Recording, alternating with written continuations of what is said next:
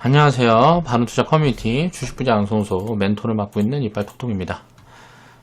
오늘 이제 살펴볼 내용은 2월 5일 수요일날 제작한 영상인데 벌써 7일이나 지났네요. 이제 정리를 해보면 우한폐렴에 대한 악재 요인과 호재 요인을 이제 분석을 해보자. 요 부분에 대한 이야기를 해볼 건데요.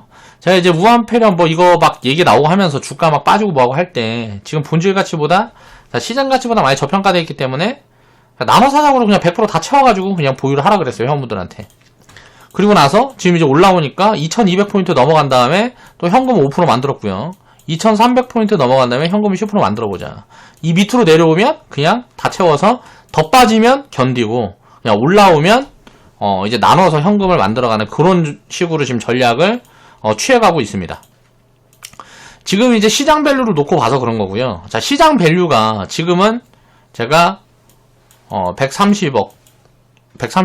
우리나라가 올해 이익이 130조, 120조에서 130조가 예상이 되니까 코스피를 2400에서 2600까지 봐도 된다. 이게 적정 가치이기 때문에 이 밑에서는 현금을 많이 가지고 대응을 하면 오히려 손해다라는 이야기들을 많이 했는데 지금 이제 이런 부분들 때문에 어떤 부분들이 만들어졌냐면 중국 같은 경우에 지금 실질적으로 공급에 문제가 생겼습니다. 그래갖고 GDP에 이제 영향을 줘요. 이 이익에 이제 영향을 준단 말이에요. 이게 1분기에 얼마나 반영이 되는지를 봐야 돼요. 이게 많이 이제 최악으로 놓고 보면 이제 전체가 4분기로 놓으면 25%니까 여기에서 한 20% 영향을 주면 전체 이익 감소가 이제 5%에서 10% 정도는 될 수 있다는 거죠. 그러면 이렇게 생각을 해보면 코스피 적정 이게 이익이 지금 이제 110조에서 120조까지도 낮아질 수가 있다. 그럼 이제 적정 가치가 2400에서 2600인데 이게 2200에서 2400까지도 낮아질 수가 있다라고 가정을 하고 이제 지금 봐야 되는 거야, 지금부터는.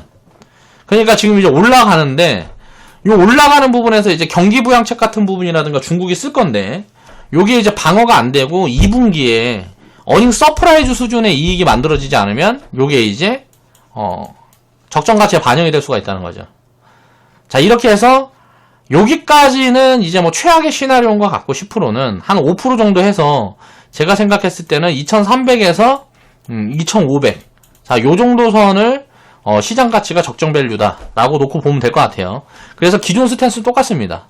2200 밑에서는 항상 주식 비중 100% 그리고 2300포인트가 넘어가는 것부터는 이제 현금을 10%에서 20%까지 만들어보는 구간으로 그렇게 대응을 하면 될 것 같아요. 그러니까 지금은 이제 어때요? 이런 부분들이 악재가 반영이 되면서 지수가 말렸는데 이게 다시 다 반등이 나오면서 이걸 거의 다 메워줬죠, 지금. 요걸 다 메워줬기 때문에 요 부분에 대해서 악재 반응이 지금은 아예 안 된 구간이란 말이에요.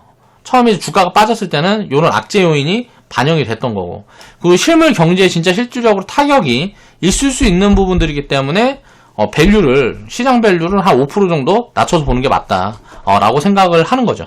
그리고 나서 2분기에 또 이제 만약에 업사이드가 진행이 되고 반도체 가격이 급반등으로 진행이 되고 하면 어때요? 오히려 업사이드가 나와서 적정 가치가 3000포인트 근방에까지 올라갈 수도 있는 거예요. 그런 부분들에 대한 체크를 해가면서 시장 밸류를 체크를 하면서 현금 대응을 해야지. 어떤 이슈가 나왔으니까 이게 리스크 요인이 있으니까 현금을 30% 만들어라, 50% 만들어라. 이런 소리들은, 주식 투자에 대해서 제대로 이해를 하지 못하고 하는 사람들이라고 생각을 해요, 저는. 개인적으로. 그렇기 때문에 현금을 만들어가고 또, 어떤 포지션들을 취할 때도 항상 가치를 기반으로 해야 된다. 라는 말씀을 드리는 겁니다. 그래서 악재 요인과 호재 요인을 분석을 하면서 우리가 악재 요인을 분석하는 이유는 뭘까요? 기회를 찾으려고 분석을 하는 거예요. 시장에서 도망가려고 분석을 하는 게 아니죠. 이런 부분들에 대한 이해를 해야 된단 말이에요. 호재 요인을 분석하는 이유는 뭐예요? 매도 기회를 잡아가기 위해서 비중을 줄여갈 포지션 대응을 하기 위해서 이 호재 요인을 분석을 하는 거란 말이에요. 아까 이야기했던 이런 부분들, 호재 요인이 있는 부분들을 이제 지금부터는 이제 생각을 해봐야 된다는 거죠. 이 부분에 대해서 이야기를 한번 해볼게요. 가장 큰 악재가 있는 부분들이 먼저 뭐가 있을까를 생각을 해보면 직접적인 악재가 입혀지고 있는 거는 항공하고 여행 섹터죠. 실질적으로 실적이 둔화되고 올해 1분기는 실적 쇼크가 거의 확실시 되는 섹터군이란 말이에요. 요런 데에서 기회를 봐야 된다는 거예요. 많은 사람들 어떨까요, 지금? 여기에 대한 이제 회피를 생각을 하고 있죠. 자, 이걸 이제 생각을 해봐야 된다는 거예요. 자, 항공 여행 섹터 체크 포인트. 야, 이거 안 좋을 거다. 이게 지금 우한 폐렴이라는 게 쪼그라들고 뭐하고 해도 2분기에도 이 영향이 이어질 수 있겠지만 어때요? 자, 주가는 자, 1분기, 2분기 사이, 2분기부터 바닥이 만들어질 수 있다.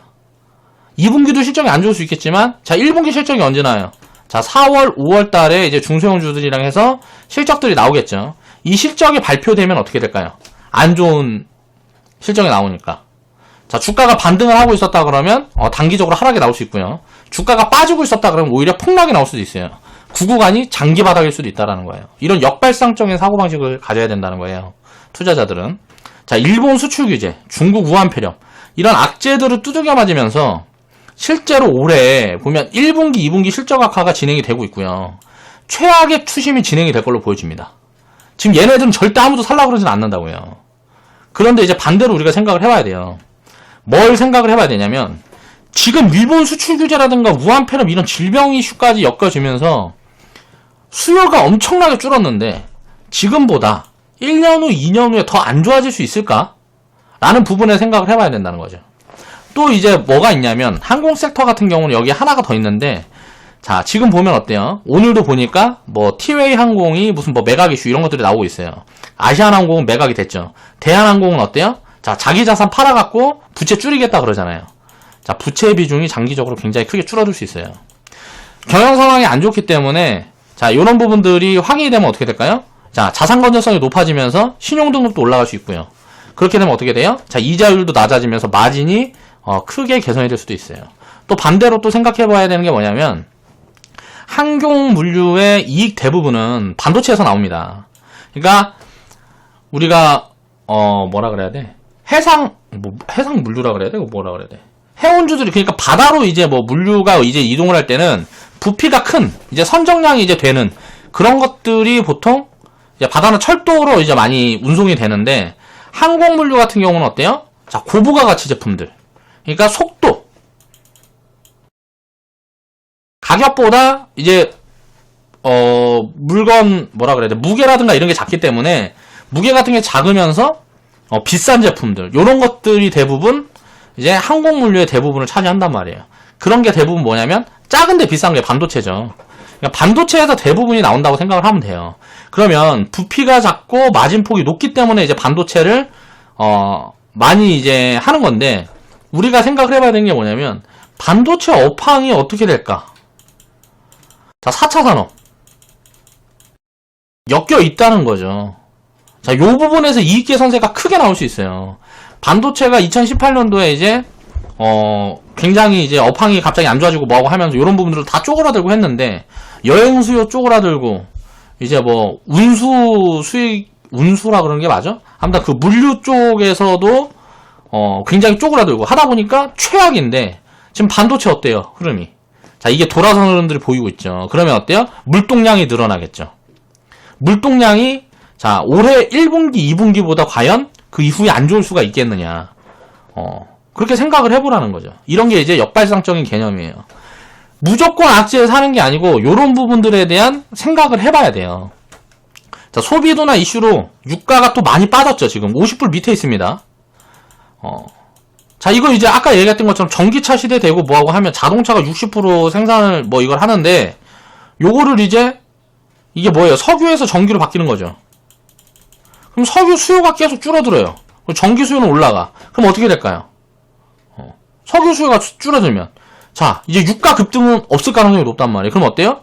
자, 업황이 돌아서고 자, 항공이라든가 뭐 여기저기에서 경제가 돌아서도 유가는 많이 못 올라갈 가능성이 있어요. 그럼 어떻게 될까요? 자, 유가 비중이 에너지원을 사용을 하는데 유가를 많이 쓰는 산업단은 오히려 이게 마진폭이 좋아지면서 호재 요인으로 작용할 수가 있다는 거죠. 자, 부채 줄어들고 자, 이런 부분에서 좋고 이렇게 되면 어떻게 될까요?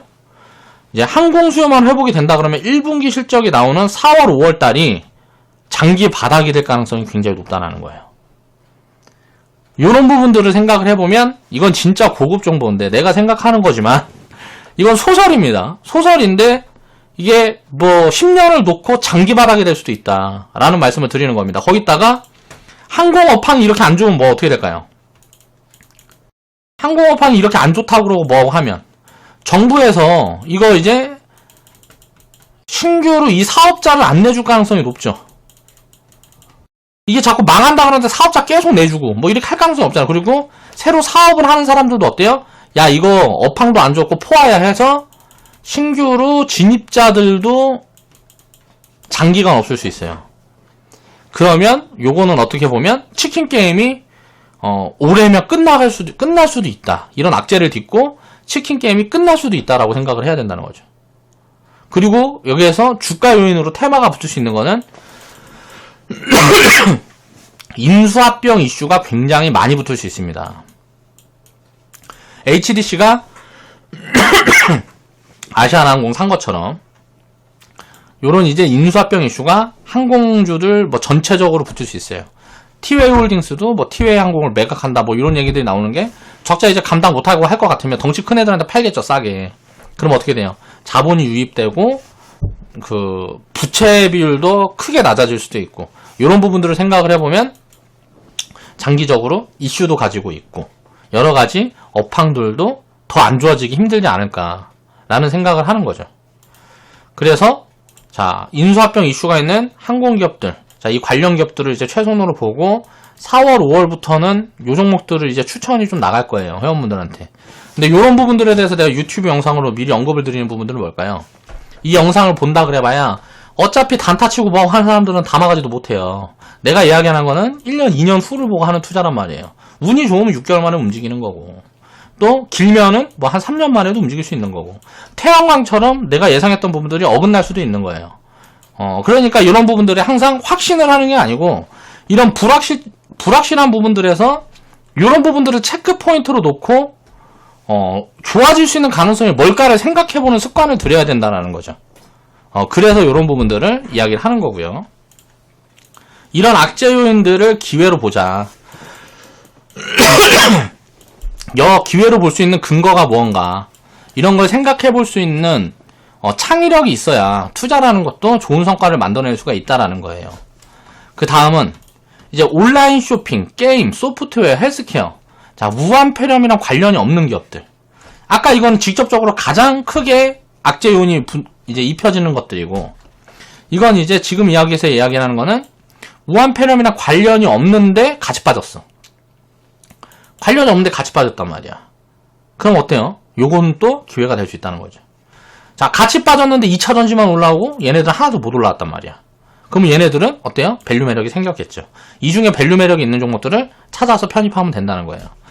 자, 온라인 쇼핑 관련해서 어떤 쪽이 있을까? 자, 골판지 관련 기업들이 최선으로 보여집니다. 이건 이제 밸류를 놓고 이야기를 하는 건데, 일반적으로 우리나라에서 이제 쇼핑 관련된 기업들 보면, 성장률을 많이 높이는데 밸류 체크가 굉장히 어렵습니다. 그래서 밸류 체크가 확실하게 되는 기업들을 보면, 자, 골판지 관련 기업들이 많이 보인다.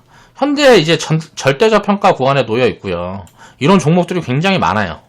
그래서 적정 가치 수준까지만 와도 더블 정도는 보여지는 종목들이 많이 보인다라는 거고, 게임 섹터는 지금 많이 쌉니다. 게임 섹터는 밸류를 한 15배에서 20배 정도 주는 게 맞는 것 같은데, 퍼 기준으로 놓고 보면, 여기에서 이제 만약에 중국 파노가 이제 3년 동안 열리지가 않았어요.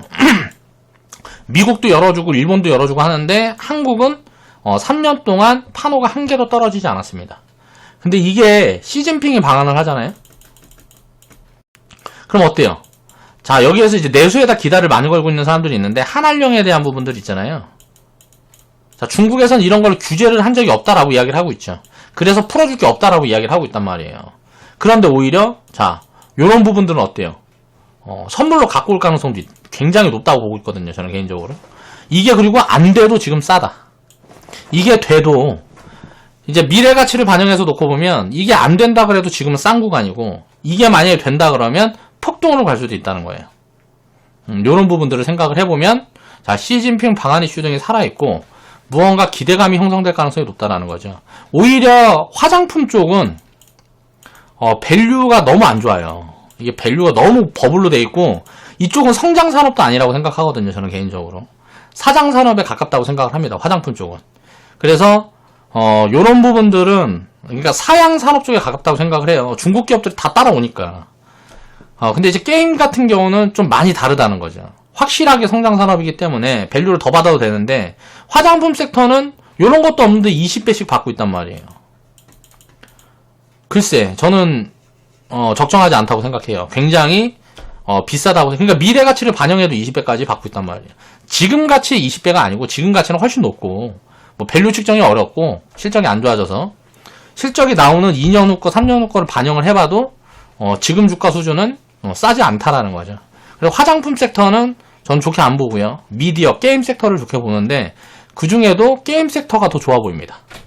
자, 밸류 부담이 없는 종목들이 많이 보여지니까 이런 거 찾아보면 또 좋은 기회가 될 수 있다. 빅데이터 관련 기업들이 이게 탑픽이에요. 이쪽에서는 이제 비중을 좀 많이 잡아보려고 지금 이제 추적을 많이 하고 있어요. 개인적으로는. 자, 3월쯤 되면 데이터 3법이 이제 통과를 하면서 관련 이슈들이 생성이 될 수가 있는데, 요게 뭐 대표적인 게 뭐 이제 데이터를 돈 주고 사고 팔고 할 수 있다라는 부분들이 있어요. 그래서 이게 그동안은 어때요? 이 성장성만 있고 숫자가 안 보여져 있는데, 자, 숫자가 슬슬 보이려는 흐름들이 나오고 있어요. 본격적인 성장 흐름이 보여집니다. 요게 자, 이 데이터 3법이 통과하면서 폭발적으로 성장할 수도 있어요. 그렇게 되면 이건 장기적으로 굉장히 지금이 좋은 구간일 수 있다. 자, 길게 보면 제가 2017년도부터 2020년, 2018년도까지 이때 당시에 반도체, 2017년도에 반도체 바이오 이야기만 할 때 요런 거 쳐다도 보지 말라 하면서 5G를 밀었죠. 자, 요거랑 비슷한 개념입니다.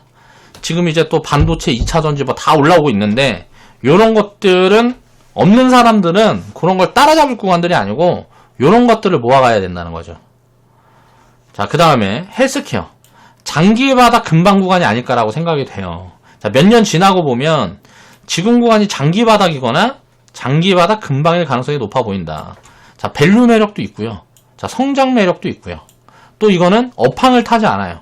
가장 좋은 게 업황을 타지 않아요. 아직 성장 초입에 있는 구간이기 때문에, 자, 고령화 이슈를 놓고 보면, 자, 매년 한 15%씩 성장하고 있는데 이 성장률이 오히려 더 폭발적으로 늘어날 가능성이 높습니다. 성장률이 이 밑으로 내려올 가능성이 거의 없어요. 그러니까 산업단도 놓고 보면 사이클이 거의 없는 그런 산업군이기 때문에 지금 밸류 매력도 있고 성장 매력도 있고 이쪽도 장기적으로 아주 좋은 구간인 것 같다라는 말씀을 드리는 거예요. 이건 물론 이제 다 제가 생각하는 관점입니다. 여기에서 스스로 이제 영상을 보시는 분들은 생각을 해보시고, 자, 관점이 비슷한 부분들이 있다 그러면 그런 기회 요인을 포착하기 위해서 요런 악재 요인과 호재 요인을 분석을 해보라는 거죠. 자, 이 호재 요인은 어때요? 호재 요인이 나오면 이건 뭐 있을까요? 테마가 있었겠죠. 테마는 다 끝난 거고 이제 다시 움직인다 그러면 다른 테마가 있어야 되겠죠. 그런 것들을 이제 봐야 되고, 3월 달에 놓고 보면 3월부터 또 이제 미세먼지 진행이 되고 뭐하고 하면, 만약에 요 테마주들이 폭락이 나오고 하면, 자, 미세먼지 관련주들은 다시 움직일 수 있겠죠. 그런데 이제 질병 테마로 엮여가지고 무슨 그런 테마들 같은 경우에는 장기 폭락이 나올 수도 있다라고 생각을 해야 될 것 같아요. 자, 오늘은 그래서 우한폐렴에 대해서, 자, 악재 요인들을 분석을 해보고, 호재 요인. 그러니까 악재가 있는 요인, 악재가 실질적으로 입혀지는 기업들, 그런 기업들에 대해서 기회 요인을 찾아보는, 그런 제가 생각하는, 관점에 대한 이야기를 해봤고요. 자, 악재가 없는데, 주가가 같이 빠진 애들. 그리고 장기적인 호재의 요인들이 보이는 헬스케어 섹터와, 빅데이터 섹터에 대한 이야기도 해봤어요. 요 부분에 대해서 이런저런 생각들을 해보면서 내가 생각하는 방향성이 어딘지를 잡아놓고, 자, 거기에 비중을 어떻게 할당을 하고, 어떻게 끌고 가고, 어떻게 수익을 챙겨가고, 비중을 어떻게 줄이고 압축을 해서 나중에는 장기적으로 끌고 갈 수 있을지, 요런 전체적인 전략을 수립을 해야 된다는 거죠. 투자는 그렇게 가벼운 게 아닙니다. 이렇게 공부도 많이 하고 생각도 많이 해야 되는 거예요. 그러니까 그런 부분들을 수술할 수 없는 분들이 이제 오셔서 저랑 같이 우리 회원분들과 같이 투자를 해나가는 거죠. 자, 오늘 영상 여기서 마무리하겠습니다.